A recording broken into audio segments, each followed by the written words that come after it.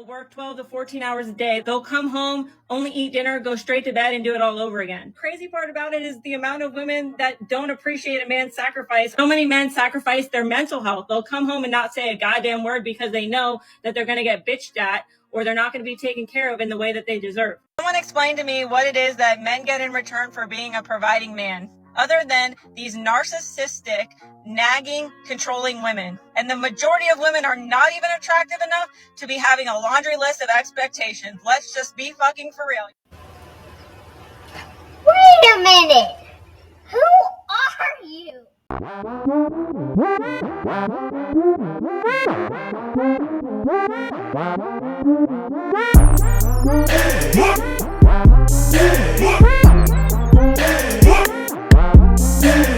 What's going on YouTube? It's your boy Ron back with another video. If you're new to the platform, welcome to the tribe. By the end of this video, I hope you subscribe. So I got a video from a brother on TikTok who says he has had discussions with men who are playing the provider role, and he said how their lives are miserable, and he says they look miserable before he even knows what that they're even provider men. So, without further ado, let's go ahead and jump into it. Working at Target taught me, unless I'm like a super millionaire, bro, which I will be, I would not be like one of them hardcore provider dudes. Cause every one of them I seen was absolutely miserable. Bro, I would literally be like a therapist up in there as a cashier. Like a dude come in with his family on like a Sunday. He want to be watching football on his one off day, but he get dragged out with them. Wife rocking Lululemons and Golden Goose sneaker and drive a Range Rover or Escalade. The wife and kids would go to get Starbucks, and every single time these dudes would complain to me about how much they hate their life, about how all they do is work all the time, their wife spend all their money, and how they basically got no freedom. Sometimes the combos would go deeper too, and they'd be like, bro, we live in check to check, we can barely even afford it. Meanwhile, his girl spending like $800, $1,000 at Target, bro, and finna go to Somerset Mall right after that. Bro, who would want that, bro? Now imagine if both of them worked, they would be able to afford that stuff easily. They could lead their kids with generational wealth. You know, the average black person passed down $0 in generational wealth. And we over here crying about, who go pay bills, all this, all that. So your kids could either have generational wealth, had a way easier life, start off way ahead, but now they not. They go start off behind the curve because you wanted to be super provider, super dad, and your girl spending your kids' future college money at Lululemon. And you keep having to reverse mortgage your house so she can afford a Range Rover because she don't want to work. Now your kids don't have a paid off house they can sell. And you in tons of debt. You never gonna be able to retire, bro. You're cooked. Well, one of the problems as far as black people in particular, we're too busy trying to keep up with the Joneses. We're too busy trying to look rich instead of being rich. I remember watching a clip of a lawyer who said, I know guys that are billionaires, and when you see them dressed, you wouldn't be able to tell by the way they dress. He said, I've had people who look like they got a lot of money and they're like going bankrupt or they're in debt. So it just goes to show you, man, like perception is not everything. And this is one of the reasons why even myself, I really don't talk fashion too much, but a lot of guys always ask me like where I get my t-shirts from, because I'm big on graphic tees, and so I'm always willing to share with guys where I get my stuff from. But I don't really spend a whole lot of money on clothes. If anything, shoes, that's like the most expensive thing, because obviously shoes are just expensive period nowadays. But yeah, you guys, you really don't have to spend a whole lot of money to look good. And I kind of gave up on being flashy a long time ago. But this is one of the reasons why other cultures can come into America and build generational wealth, because they come together and they work together. I mean, think about all the gas stations you go to that got foreigners running the store. Like, those people are usually all related in some shape or form.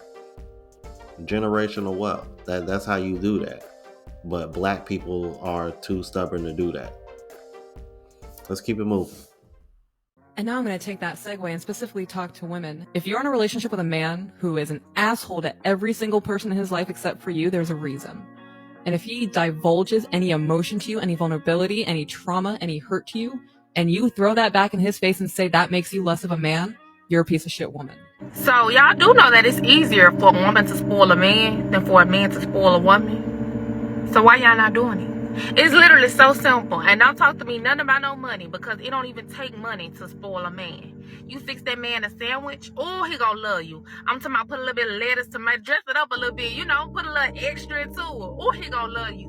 When that man get in that shower, wash that man back for him. Lay his clothes out for him when he get out. They fresh, they ready. Socks, drawers, all of it. You see how that was free? Rub his feet, free. Give him a little massage, free. And if you got some money, you ought to not be saying nothing at all. Pay for that man haircut, put a little gas in that man car too.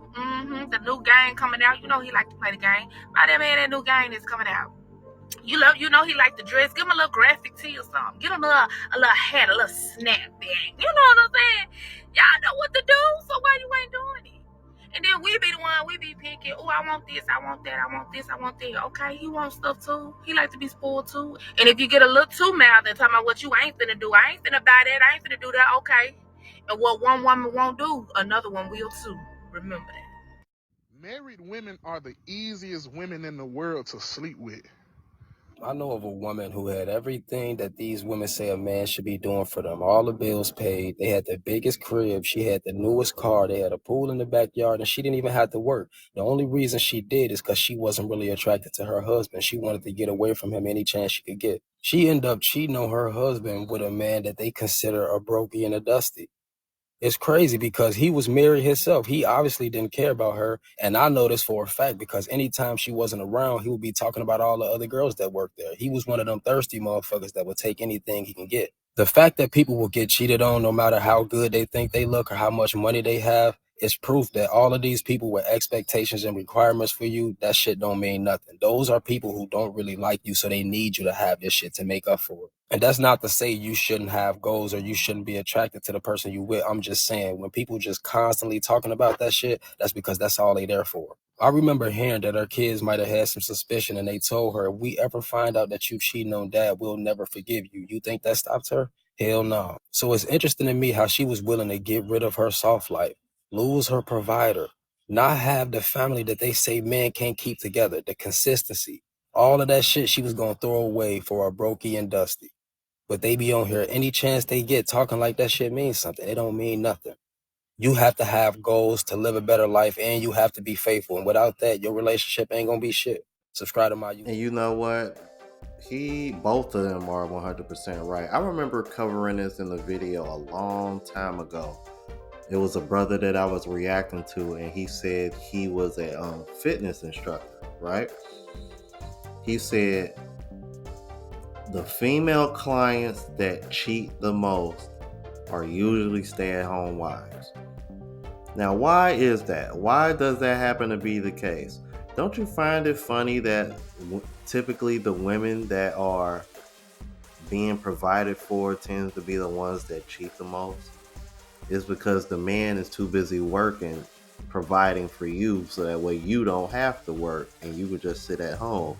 But because you don't have anything to lose and you're not working and he's not around due to the fact that he is providing for you, you get lonely and you fold and you end up screwing somebody who can't replace the man that's providing for you. That's the typical story that you hear all the time in these cases. It's the same thing with guys that end up serving in the military and got a woman back home. That's basically the same thing. That story has become too common. So that's another reason why being a provider comes off as a scam. And don't even get me started on the divorce laws. Let's keep it moving. And they always say, I want a man to be able to lead and provide. Guess what, ladies? Providing is your needs, not your wants. Now, I don't make all the money in the world, but I say an average man make $50,000. Okay, I can put you in a house. It might not be the house you want. I can put you in a car. It may not be the car you want. right? I am providing though. See, are you asking for providing for your needs or your lifestyle? Which is a want? It definitely should be your needs, because this is how I look at it. You know, it just baffles me how nowadays I see. I was having a conversation with somebody, and women nowadays, you know, when they're dating a man, they want a man to pay to get the hair done, the nails done. To me, that's crazy, because that's part of your self-care. That should be part of your regular everyday life, whether Say you that have again. a Say that man or again. Say not. that again. Say that. I really want to know what you guys think on that particular clip, and obviously for the fellas. I mean, the women can chime in as well, but do you agree or disagree with that? And if so, then what would you consider being her needs that should be provided for? Um, I found that clip to be very interesting. I would like to know guys' takes on that. So let's continue. May I ask a question? Why don't we want men to be happy? Why are we trying to piss them off? I keep running into very stupid, foolish dating advice that's like, make him jealous. This will make him angry. This will make him want to strike. No, y'all like y'all men angry? Y'all like him in the angry flavor? When in this world, in this universe, in this lifetime, in this epoch, in this era, have angry men ever served us? When has a man being pissed off ever made our lives easier? Let me know. I think the people who date men should be striving to make men feel comfortable, wanted, desired, included, treasured, valuable. Why do I feel like that's an unpopular thing to say? People gonna run and be like, she's a pick me. Oh, she just want to get chose. How can I lose if I'm already chose? Like, But seriously, please stop pissing the boys off. Stop trying to make them mad or insecure. Well, the reality, ma'am, is that women do not really care about a man's happiness. And honestly, I think one of the reasons why is because deep down, women know men will set their happiness aside for the sake of keeping the family together. However, women are not willing to reciprocate that. I hate to sound like, I hate to sound like a downer, but that's just the reality. And that's a reality that men have had to face, and I think they have come to terms with it and are starting to move accordingly. Y'all let me know what y'all thought about this. If you're new to the platform, please subscribe. OGs, I appreciate the love and support. Make sure y'all hit that bell notification. That way y'all know what I'm uploading. Hit the like button because that's what the algorithm and helps reach a broader audience. Also look out for the travel blog channel. Unplugged Traveler link is in the description. Until the next video, y'all. Deuces.